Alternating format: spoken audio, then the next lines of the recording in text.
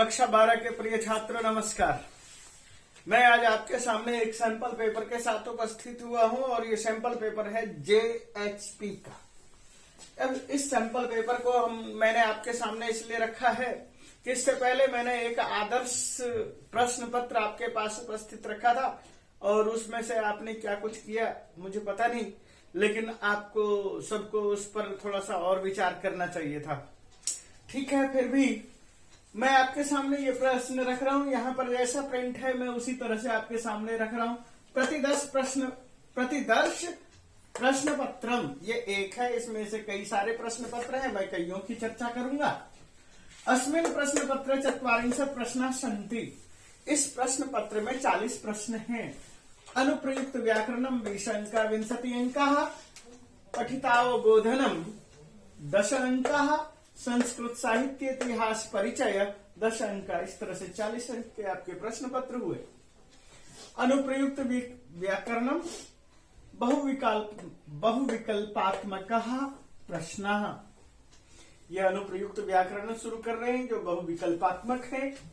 पहला प्रश्न शुरू होता है, अधोलिखित वाक्येषु समुचितम संधि पदम विच्छेदम व प्रदत्त विकल्पेभ्यो चिनुतः केवलम प्रश्न षटकम। ये समझने की आवश्यकता है क्योंकि आपके पास ये जो 6 प्रश्न हैं इनमें जो नहीं आता है वहां पर जो बॉक्स दिया हुआ है हैश बॉक्स, हैश बॉक्स के अंदर यदि लिखा है खाली स्थान, जैसे ये 1 है और मान लीजिए ये नहीं आता है तो आप इसी को गोल कर देंगे तो आपका ये काउंट नहीं होगा, बाकी 5 कर लीजिए। लेकिन ये जरूर ध्यान रखना है यदि 6 का है तो 7 प्रश्न दिए हुए होंगे तो किसी एक को साथ में ही बॉक्स को भर देना हैश बॉक्स से, और जो आप आंसर लिखेंगे वो स्टार बॉक्स में ही आंसर लिखेंगे।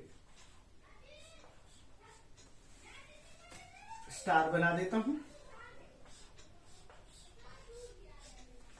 अब ये जो स्टार बॉक्स है, इस स्टार बॉक्स के अंदर जो आंसर दिए हुए हैं इसका यदि आपका क है तो क लिखिए, ख है तो ख लिखिए, या एबीसीडी लिखना है तो एबीसीडी लिखिए। उस पर एबीसीडी छपा हुआ होगा, प्रश्न पत्र में क ख ग लिखा होगा तो आप एबीसीडी निर्धारित करके उसके हिसाब से लिखिए।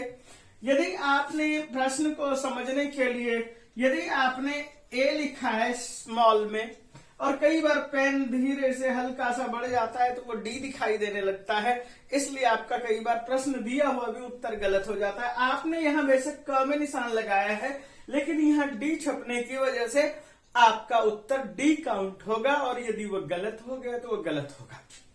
इसलिए आपको कोशिश करना है कि कैपिटल में लिखें। कैपिटल में लिखेंगे उस तरह की परेशानी नहीं बढ़ेगी। इस चीज का ख्याल रखेंगे। हैश का ख्याल रखेंगे। यदि 6 प्रश्न दिए हैं तो उसके बॉक्स के अंदर तो 7 प्रश्न वाला वह प्रश्न ग्रुप होगा और उसमें से एक को 7 के साथ ये भर देंगे जिससे कि वो काउंट नहीं होगा, अन्यथा आप सारे प्रश्न कर देंगे और उसमें से क्या कहते हैं आपके उस ग्रुप में से यदि सही उत्तर है, मान लीजिए कि ये देखिए स्वजन अपि और स्वजनो अपि, स्वजनापि स्वाजन अपि स्वजन अपि, मान लीजिए ये आपका 7वें नंबर पर उत्तर है। आपका पहला 2 गलत हो गया और ये ठीक था, लेकिन आपने चूंकि ये बॉक्स नहीं भरा है तो 7वां ठीक होते हुए भी आपका काउंट नहीं होगा। इस बात का ख्याल रखें। यह ख्याल रखना जरूरी है, ये समझना जरूरी है। इस चीज को जब ध्यान में रखेंगे तो आपके सारे प्रश्न सही होंगे, आपका उत्तर सही होगा। तो जनिर्भवति भूयिष्ठम स्वजनः अपि विपर्यये, ये अंडरलाइन था, यहां पर लिखा है ये अधोलिखित संधि विच्छेदम प्रदत्त, जो संधि विच्छेद है अंडरलाइन रेखांकित है उसी को अंडरलाइन करना है।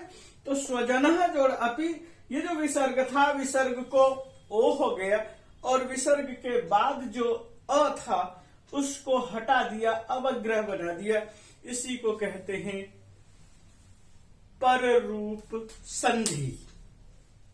तो पर रूप संधि समझ में आ गया। पर वाला रूप पूर्व रूप संधि हुआ ये कि पूर्व वाले को हमने माना, पर वाले को हमने नहीं माना, हटा दिया। तो इस तरह से चीजों को ध्यान रखना है और अगले प्रश्नों की तरफ बढ़ते हैं। तो प्रश्न नंबर 2 देखिए, न खलु स्वर्ग तर्षेण ना स्नेहेन न मन्युना। यहां पर संधि पद है ना स्नेहेन, ना जोड़ स्नेहेन, न जोड़ अस्नेहेन, न जोड़ स्नेहेन, न जोड़ स्नेहेन। अब यहां पर क्या होगा, कहता है कि प्यार के कमी की वजह से या गुस्सा की वजह से नहीं, मैंने किस वजह से घर छोड़ा है, तो वो इसमें न जोड़ अस्नेहेन, प्यार न मिलने के कारण इस भाव को प्रदर्शित किया है। न जोड़ अस्नेहेन ख उत्तर होगा, आप इसको ठीक लिखेंगे। राम कहते हैं, आर्य गुणः खल्वत्र, खलु जोड़ अत्र, खलु अत्र, खलवा खलात्र और खलवत्र और खलवत्र, ये त्र पूरा है और ये होगा ग का उत्तर। खलु प्लस अत्र खलवत्र, यहां अयादि संधि है, साधु प्लस अत्र साध्वत्र और सु प्लस आगतम स्वागतम एचो यवा यावा। यहां पर देखिए, प्रजानाम एवं भूत्यर्थम, प्रजा की भूति के लिए, भूति का मतलब धन संपदा के लिए, कल्याण के लिए, भूति प्लस अर्थम, भूत प्लस अर्थम, भूत प्लस व्यर्थम, भूति प्लस व्यर्थम। अब यहां पर कौन सा ठीक होगा, भूति के लिए, कल्याण के लिए क, ये पद हमारे पास ठीक रहेगा और हमने ये लिया है, ये यण संधि है। प्रति एकम प्रत्येकम इको यण अच्छी। इत्येवम, ये भी देखिए ठीक उसी तरह से, इत्येवम भाषमानेन, इस तरह से कहते हुए, द्वास्थेन, द्वारपाल के द्वारा, क्षम्यता में ऐसा आगच्छा, क्षमा करे मैं आ रहा हूं। और ये जो कहा गया है इत्येवम, इसके का विग्रह कर रहे हैं, इसको विच्छेद कर रहे हैं। इत्ये प्लस वम, इति प्लस एवं, इत प्लस एवं, इत्य प्लस एवं। अब यहां पर क्या होगा, तो जैसे यहां भूत्यर्थम था, भूति प्लस अर्थम, ठीक उसी तरह से यहां पर होगा इति प्लस एवं, इत्येवम। ये भी यण संधि का उदाहरण है और इससे आगे अब देखते हैं। तो बच्चों देखो, ये उत्साह संपन्नम अदीर्घ सूत्रम क्रिया विहीनम व्यसनेषु अशक्तम। अब यहां पर व्यसनेषु और प्लस अशक्तम है, इसको संधि युक्त पद बनाना है। तो यहां पर आया एक व्यसनेषु शक्तम, व्यसनेस्व शक्तम, व्यसने अशक्तम, व्यसनेस्वतम। अब क्या होता है, यहां पर यण संधि होती है, जैसे खलु प्लस अयम खलवयम, आपने देखा खलु प्लस अयम खलवयम। तो यहां पर भी ठीक व्यसनेषु प्लस अशक्तम, व्यसनेस्वशक्तम, ये उत्तर होगा ख। और आपको ये ध्यान रखना है कि 7 प्रश्न में से कोई 6 करना है। अगला भी देख लीजिए, राजा प्रद्योत प्राह, राजा प्रद्योत ने क्या कहा, त्वम मम सेवकोसी, तुम मेरे सेवक हो। अब सेवको जोड़ सी, सेवको प्लस असी, सेवकः प्लस असी, सेवक प्लस असी। अब यहां पर क्या होगा, यहां पर जब सेवको असी है, विसर्ग को ओ हुआ है, उसके बाद अ को उसकी वजह से अवग्रह हुआ है, तो ये यहां पर ये उत्तर रखेंगे ग। अब मैंने ये अंडरलाइन कर दिया है, इसका मतलब ये है कि इससे पहले जो है 7 प्रश्न थे और इसके अंदर जो 5-6 प्रश्न आएंगे, अब हम उसको लिखेंगे। अब प्रश्न नंबर 2 ग्रुप में से आता है, समास ग्रुप से। अधोलिखित वाक्येषु रेखांकित पदानाम समुचितम समस्त पदम विग्रहम व प्रदत्त विकल्पेभ्यो चिनुत केवलम प्रश्न पंचकम। केवल 5 प्रश्न का उत्तर देना है। अब यहां पर क्या कह रहे हैं, यान्यस्माकं सुष्ठु चरितम तानि त्वयोपास्यानि, और उसके बाद कहते हैं क में सुष्ठु चरितम और सुष्ठु चरितानि। यहां पर देखिए उपास्यानि है, त्वया है, तानी है, तो इस चीज का ख्याल रखेंगे। सुष्ठु चरितानि, सुचरितानि, सुष्ठु युक्तानि चरितानि। अब क्या होना चाहिए, सुष्ठु का यदि स्थू हिस्सा हट जाएगा, सु के बदले में सुष्ठु प्रयोग किया है, तो सु और ये शब्द बहुवचन में है, इसलिए सुचरितानि का प्रयोग करें तो ग इसका उत्तर होगा। अगला प्रश्न देखते हैं। तो बच्चों इन प्रश्नों को देखिए। तस्थौ सादित्य इव मंदर, तस्थौ वो खड़े हुए थे, सादित्य आदित्य के साथ, मंदर मंदराचल के सामने वो ऐसे खड़े थे जैसे कि आदित्य खड़े हो, मंदराचल के ठीक सामने आदित्य खड़े हो, ठीक उस सूर्य विराजमान हो, ठीक उसी तरह के भाव को लेकर के वो खड़ा है।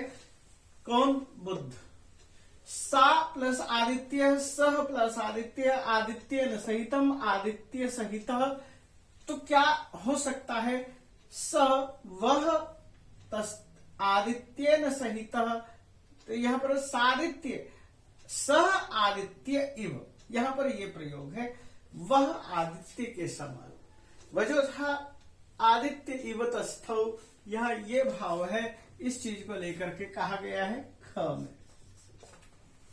न कालः नास्ति धर्मस्य, धर्म के कार्य के लिए कोई समय निर्धारित नहीं होता, कभी भी हम धर्म का कार्य कर सकते हैं।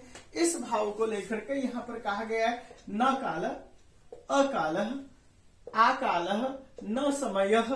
तो ये जो कह रहे हैं न समयः, इसी चीज को लेकर के काल शब्द का प्रयोग हुआ है, तो इसमें देखना पड़ेगा। अकालः समय के लिए, कोई काल निश्चित, धर्म के लिए कोई काल निश्चित नहीं होता।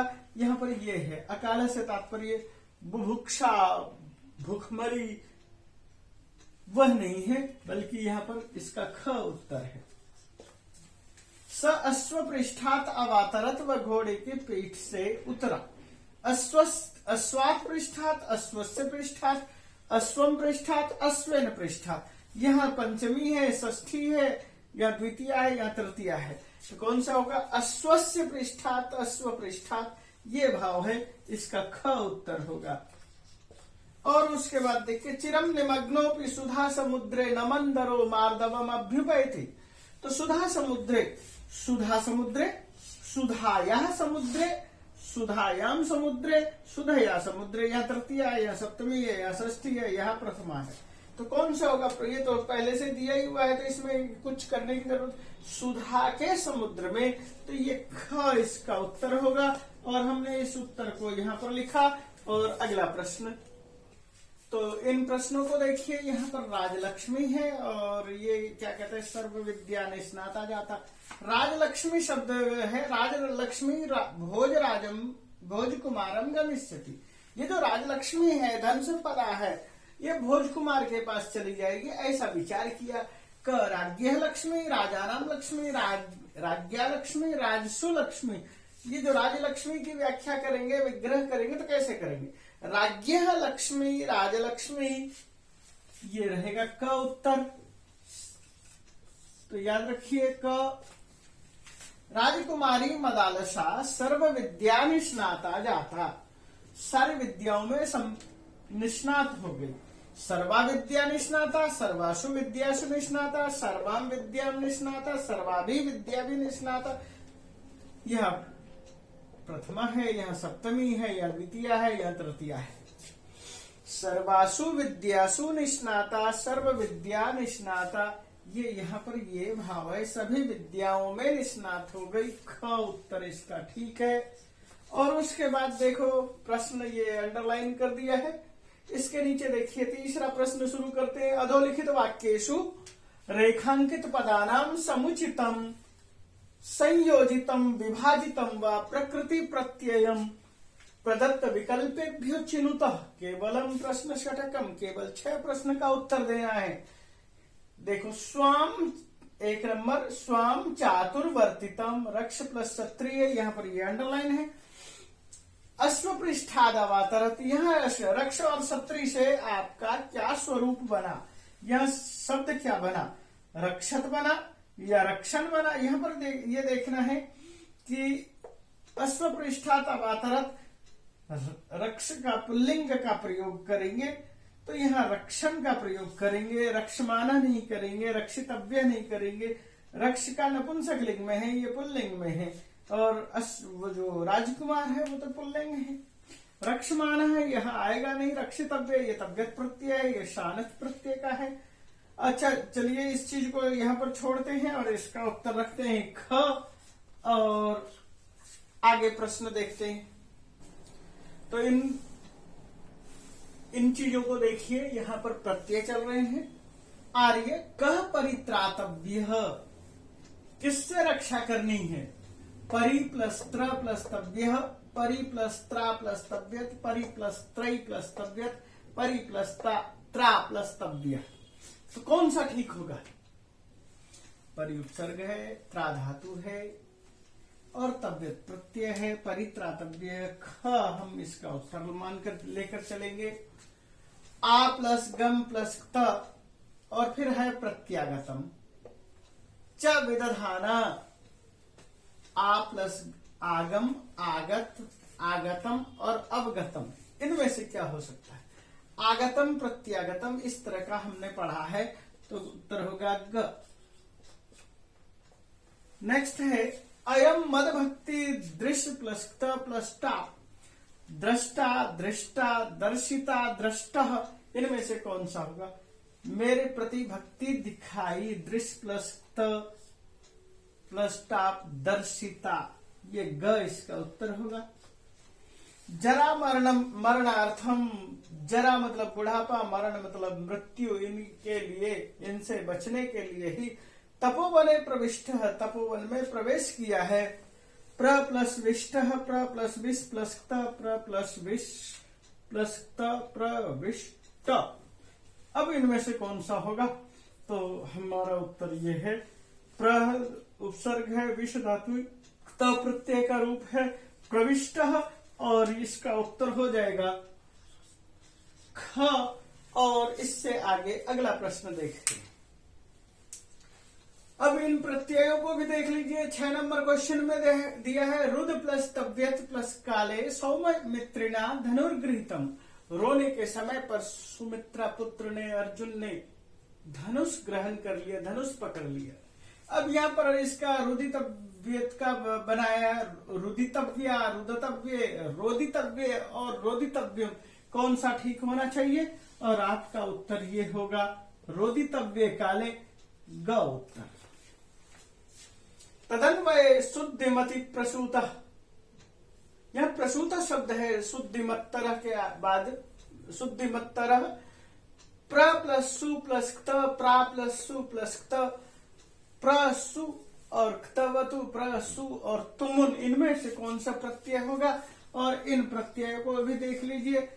प्र, सु और क्त, ये क नंबर होगा।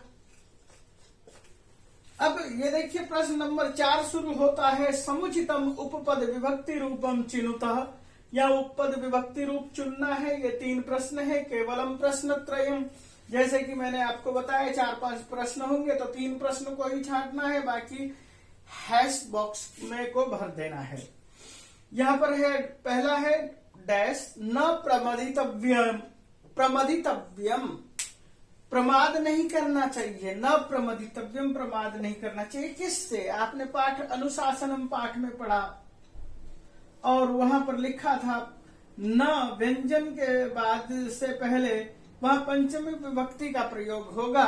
और प्रमदितव्यम शब्द है ही स्वाध्यायेन, स्वाध्यायम, स्वाध्यायात, स्वाध्यायस्य, स्वाध्यायात न प्रमदितव्यम, स्वाध्याय से प्रमाद नहीं करना है। यहाँ पर ये कहा है पठनात् न प्रमदितव्यम, पढ़ने से प्रमाद नहीं करना है। यहाँ पर ग उत्तर होगा। और आगे प्रश्न देखते हैं।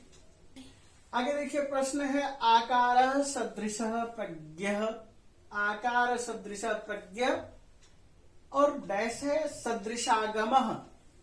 यहाँ पर क प्रज्ञा, ख प्रज्ञया, ग प्रज्ञाया और घ प्रज्ञायाम। यहाँ देखिए प्रथमा है, तृतीया है, षष्ठी है और सप्तमी है। आकार सदृश प्रज्ञा, प्रज्ञा प्रज्ञया सदृश प्रज्ञया। आप श्लोक को पढ़ेंगे, ये अचानक आपको याद आएगा। और सदृश के योग में तृतीया विभक्ति का प्रयोग करते हैं, इस चीज का भी ख्याल रखेंगे। और इसका उत्तर हो जाएगा ख। तद अलम भवतः संतापेन, संतापात, संताप, संतापस्य। और अलम के योग में तृतीय विभक्ति का प्रयोग करते हैं। क तस्य खलु डैश भवदा अभिषेको निवृत्त, उसी के, और आपका अभिषेक रुका। वचनात् पंचमी है वचनेन, और वचनस्य वचनम, उसी के वचन से, यहाँ दोनों जगह से अर्थ आता है। वचनात् वचन से, वचनेन वचन से के द्वारा, और वचनस्य वचन का, और वचनम वचन। कौन सा होगा? उसी के वचन से। ये क इसका उत्तर हो जाएगा। ये जो आपने पढ़ा पठित अवबोधनम, उससे आगे देखते हैं। इससे पहले अनुप्रयुक्त व्याकरणम था, आप इसको ऐसे भी अंडरलाइन कर सकते हैं, अनुप्रयुक्त व्याकरणम। अब इसके बाद पठित अवबोधनम शुरू करते हैं। भाषिक कार्य है, निर्देश के अनुसार उत्तर लिखना है। यहाँ पर प्रश्न षटकम, 6 प्रश्न का उत्तर आपको देना है। और सबसे पहला प्रश्न किया है चक्षुषी भास्करे अत्र विशेषणम पदम किम। चक्षुषी भास्करे, चक्षुषी भी सप्तमी एक वचन है, भास्करे भी सप्तमी एक वचन है। तो चक्षुषी विशेषण है कि भास्कर विशेषण है, यहाँ पर आपको विशेषण ढूंढना है। तो देखो ये याद रखिए, चक्षुषी भास्कर, इनमें से विशेषण क्या खोजा जा सकता है? एक विशेष होता है, एक विशेषण होता है। तो आप इसको कम से कम इस दृष्टिकोण से ही देख लीजिए कि चक्षुषी सप्तमी, ये क्या कहते हैं, भास्करे का विशेषण है चक्षुषी, और जो पहले आता है वह विशेषण होता है, बाद वाला विशेष्य होता है। इस हिसाब से भी यदि आप देखेंगे तो क उत्तर है। यहाँ भास्करे शब्द भी दिया है, ख में चक्षुषी भास्करे दोनों लिखा है, और 6 में लिखा है न कॉपी, कोई भी नहीं, और हमारा ये उत्तर होगा क। इससे आगे प्रश्न देखते हैं। हाँ तो बच्चों यहाँ पर देखिए, अनेन मनिना छंद प्रणम्य बहुशो नृपः। यहाँ पर देखिए नत्वा लिखा है, अत्र नत्वा इति पदस्य पर्याय पदम किम। नत्वा शब्द का पर्यायवाची शब्द क्या है? नत्वा मतलब झुक करके, नमस्कार करके। तो ये देखिए ये पर शब्द है, यहाँ पर क्या लिखा है, मणिना प्रणम्य छंदा बहुशो। तो मणि से तो नहीं हो सकता, प्रणम्य शब्द ही इसके लिए, प्रणाम करके शब्द के लिए प्रयोग होता है।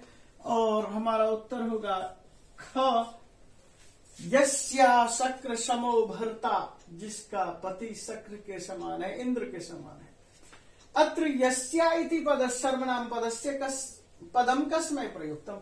यस्या सर्वनाम पद किसके लिए यहाँ पर पाठ में प्रयोग किया है? कौशल्या यही, सीता यही, कैकेयी यही, और सुमित्रा यही। तो यहाँ पर ये जो कैकेयी या यही होना चाहिए, ये थोड़ा सा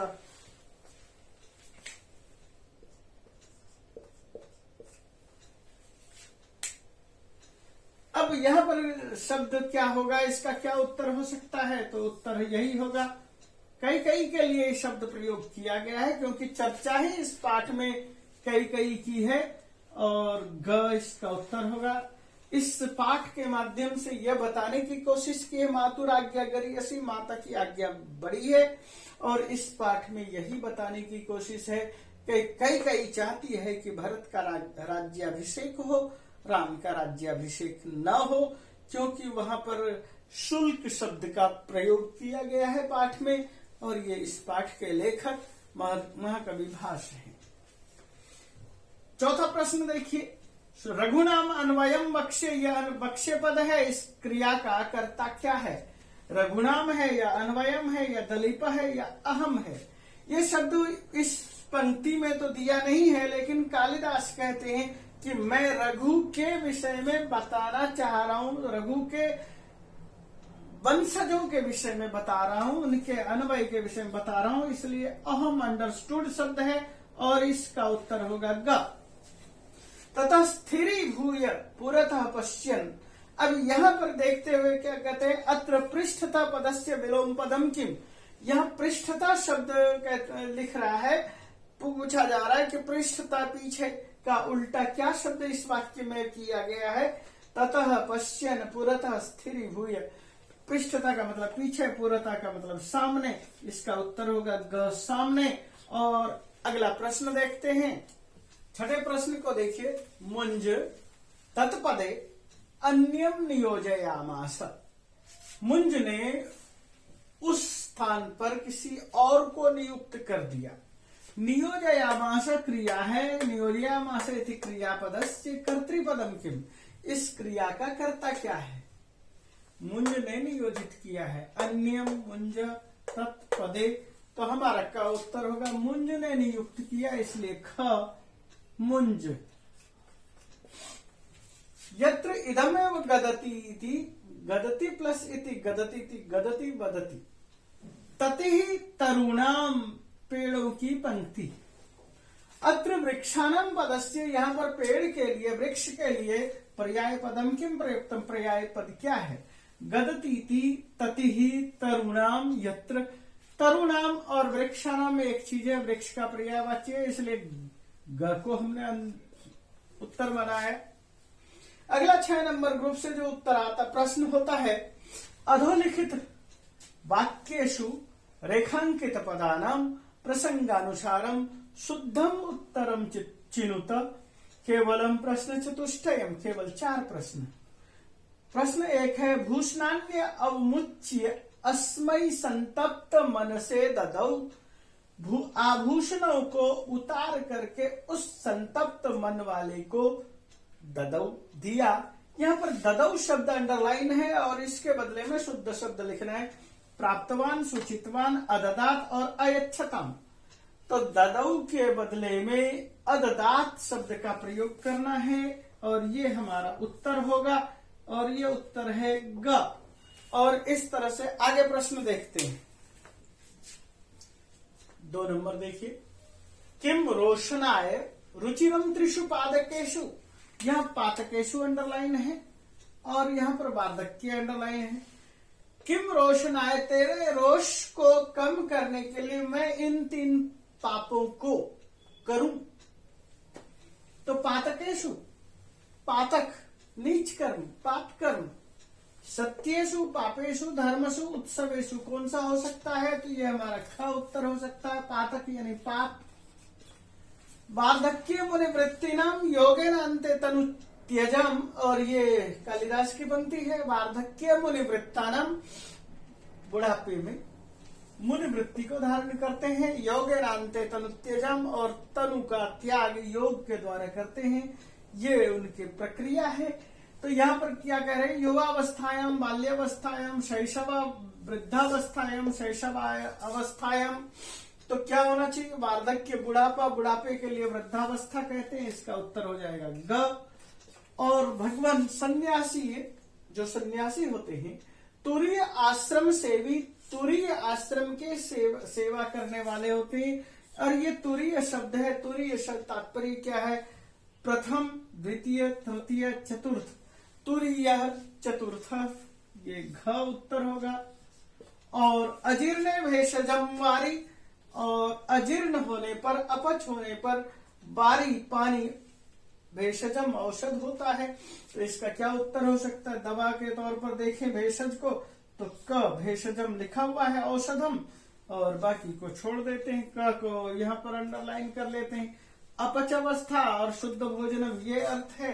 अब मैं आगे के प्रश्नों को देख रहा हूं। आगे जो हमारा प्रश्न है भाषिक, ये संस्कृत साहित्य इतिहास परिचय, इससे संबंधी है। संस्कृत साहित्य का इतिहास है, इसके कवि का और उनकी पुस्तकों का, रचना का नाम बताना है, इसलिए लिखा है समुचितम रचनायाः कवेव अभिधानम। समुचित रूप से या तो रचना का या कवि का अभिधानम नाम बताना है। अभिधान शब्द का अर्थ है नाम, इसलिए ब्रैकेट में लिख दिया है मैंने नाम। नत्वम शोचितुम अर्हसि इति पाठ कस्मात् ग्रंथात् उद्धृत। नत्वम शोचितुम अर्हसि, ये पाठ आपने पढ़ा है और ये शायद दूसरा ही पाठ था कि तुम शोक नहीं कर सकते। और ये पाठ किस पुस्तक से लिया गया है? रामायण से, महाभारत से, बुद्ध चरितम से और मृच्छकटिकम से। तो ये हमारा पाठ लिया गया है ग बुद्ध चरितम से कि तुम शोक नहीं कर सकते, यही तो उपदेश देना था, बताना था। और ये जो है ग, इसका उत्तर है। प्रतिमा नाटक से रचना रचयिता आसित। प्रतिमा नाटक का रचनाकार कौन है? तो भास, कालिदास, भवभूति, शूद्र और इसके रचनाकार है महाकवि भास। भास के 13 नाटक चक्र हैं। उसी नाटक चक्र में रामायण पर आधारित प्रतिमा नाटक है और उसी चीज को लिया गया है यहाँ पर। तो यह हमारा उत्तर है क। कालिदासस्य रचना अस्ति, कालिदास की रचना है। क नंबर प्रतिमा नाटक है। ख उरुभंगम है। घ रघुवंशम है और घ रत्नावली है। तो हमारा ये दोनों को दोनों तो भास की रचना है, रत्नावली श्रीहर्ष की रचना है। तो ये रघुवंश कालिदास की रचना है। ग इसका उत्तर है। और इसको आगे देखते हैं। इन प्रश्नों को देखिए। भोज प्रबंधस्य रचनाकार कः अस्ति, भोज प्रबंध का रचनाकार कौन है?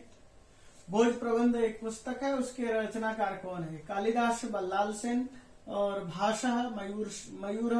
तो इसका लेखक है बल्लाल सेन। ये 17वीं शताब्दी में हुआ है, इन्होंने लिखा है। इन्होंने सभी कवियों को एक ही स्टेज पर रख छोड़ा है। 17वीं शताब्दी में हुआ है। इसका उत्तर हुआ ख। गद्य पद्य नाटकस्य च विधानाम समुचितम वैशिष्ट्यम चिनुत, गद्य पद्य नाटक के समुचित वैशिष्ट्य को चुनना है। और यहाँ पर प्रश्न कुछ इससे रिलेटेड ना देकर के कुछ और दे दिया है। रूप का नाम संख्या कति भवती, रूपकों की संख्या कितनी होती है? क में 10। रूपक का मतलब क्या है? रूपक का मतलब है नाटक। तो क 10, ख 14, ग 18 और घ 14। इसको जो है कुछ और कर लीजिए, 16 कर लीजिए और क्या। तो रूपकम 10 रूपकम, इस तरह से भी याद रख सकते हैं। रूपक 10 होते हैं और क इसका उत्तर होगा। ये हम इसको यहाँ पर लिख लेते हैं। नाट्य शास्त्र से रचयिता का, नाट्य शास्त्र का रचयिताकार कौन है? नाट्य शास्त्र को लिखने वाले कौन है? भरत मुनि, मम्मट, कालिदास, सुबंधु। तो भरत मुनि ने ही नाट्य शास्त्र लिखा है। इसका उत्तर होगा क। और मुद्रा राक्षस से रचयिता का, मुद्रा राक्षस का लेखक कौन है? क भास और ख मंक, ग विशाखदत्त और घ दंडी। और इसका रचयिता है ग विशाखदत्त। हमें गद्य पद्य के विषय में इस प्रश्न के हिसाब से पूछना चाहिए था, लेकिन प्रश्न कुछ गद्य पद्य की न दे करके इस तरह का दे दिया है। इसलिए मैंने जो प्रश्न दिया हुआ है उन्हीं प्रश्नों को आपके सामने रख रहा हूं। और इससे आगे देखते हैं। कालिदासस्य अभिज्ञान शाकुंतले कति अंकमस्ति, कालिदास के अभिज्ञान शाकुंतल में कितने अंक हैं? क 7, ख 5, ग 8, घ 4, 7 अंक हैं। और इन 7 अंकों को ही हम यहाँ पर बताएंगे। क अभिज्ञान शाकुंतल है, नायिका अस्ति। अभिज्ञान शाकुंतल में नायिका कौन है? वासवदत्ता, प्रियंवदा, निपुणिका, शकुंतला। घ इसका उत्तर है, शकुंतला है। बाकी इनकी सखियां हैं। अभिज्ञान शाकुंतल है, कह रस अस्ति। अभिज्ञान शाकुंतल में कौन सा रस है? श्रृंगार, वीर, शांत, करुण। तो श्रृंगार रस है। गद्य पद्यमयम काव्यम किम भवति, गद्य पद्यमय काव्य क्या होता है? गद्य पद्यमय काव्य चंपू, महाकाव्य, नाटक, खंड काव्य। तो क चंपू कहते हैं। इसका उत्तर क होगा। आगे प्रश्न देखिए। राजानम, यह राजानम मनो विनोदयति, विनोदयति दयति।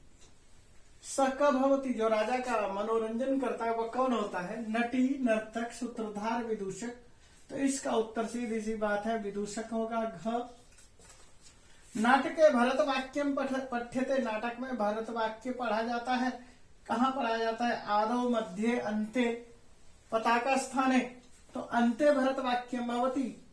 ग आदि कवि केन नामना प्रसिद्ध अस्ति, आदि कवि किस नाम से प्रसिद्ध है? महर्षि वेदव्यासेन, महर्षि वाल्मीकिना, भरत मुनिना और वशिष्ठेन। तो महर्षि वाल्मीकि के नाम से प्रसिद्ध है। तो इसलिए इसको हम उत्तर लिखेंगे ख वशिष्ठ। और सर्ग बंधो महाकाव्यम तत्रैको नायक सुर, महाकाव्य किम भवति? क सर्ग, ख अध्याय, ग उच्छ्वास और घ निश्वास। तो यहाँ पर क्या होगा? क सर्ग होगा। यह चीज याद रखना है आपको। एक दो प्रश्न और मैं रख रहा हूं जो कि नाटक से संबंधी होंगे। अब यहाँ पर यह प्रश्न देखिए, नाटकस्य आदम, नाटक के आदि में क्या होता है? पाठ भवति, कौन सा पाठ होता है? प्रणम्य पाठ होता है, नांदी पाठ होता है, सूत्रधार पाठ होता है, विदूषक पाठ होता है। नाटक के आदि में नांदी पाठ होता है, ख इसका उत्तर होगा। नाटक के न्यूनाति न्यूना अंकाशु, नाटक में कम से कम अंक तो होने ही चाहिए, 5, 7, 10, 8 और ये होगा कम से कम 5। ये हमारा क उत्तर होगा। नायक के चतुर्भेदा संति, नायक के 4 भेद होते हैं, उनमें से एक इनमें नहीं है। धीरो दत्ता, धीरो ललिता, धीरो धत्ता, धीरो दंडक, ये घ नहीं है। उपनाटकम, यानी नाटक और उपनाटक, तो उपनाटक मैंने लिख दिया है, या उपरूपकम कह सकते हैं। जो उपनाटक नहीं समझ पाते हैं, उपरूपक समझे, यानी कि रूपक कितने और उपरूपक कितने होते हैं। तो उपरूपकम कति संति, 18, 10, 5 और 20। तो ये 18 है या 10 है या 5 है या 20 है। तो जैसे कि 10 रूपक होते हैं तो 18 उपरूपक होते हैं, तो ये 18, ये हमारा क उत्तर है। और इन्हीं प्रश्नों के साथ मैं इस वीडियो को यहाँ पर विराम दे रहा हूं। आप अधिक से अधिक इसको देखें, समझें और सब्सक्राइब करें। और आगे मैं एक प्रश्न पत्र वो उठाऊंगा जिस प्रश्न को आपने परीक्षा एग्जाम दिया था, लेकिन सभी प्रश्नों का उत्तर आप लोगों ने सही ढंग से नहीं किया, इसलिए मैं उस प्रश्न पत्र को यहाँ क्वेश्चन आंसर के साथ सॉल्व करूंगा। आप उसको भी देखेंगे कि किस तरह से वे प्रश्न पूछे गए थे, उत्तर क्या होना चाहिए था, आपने क्या लिखा। इसी के साथ धन्यवाद।